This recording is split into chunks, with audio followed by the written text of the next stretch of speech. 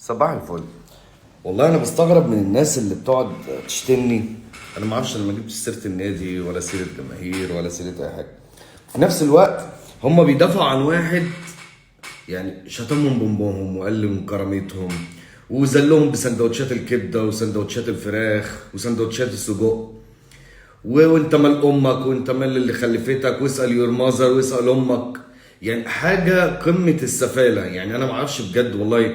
انا عارف ان في جماهير كتيره جدا محترمه وناس محترمه ومش قابله الوضع ده، وهم اكتر ناس يخش يشتموني. انا عارف والله ان مش ده الجمهور الحقيقي. الجمهور الحقيقي ناس محترمه، وفي ناس كتيره جدا محترمه الواحد بيشوفها وبيقابلها. بس شويه المأجورين وشويه اللجان اللي هو بيقعد يبعتها دي والله ما بياكل معايا.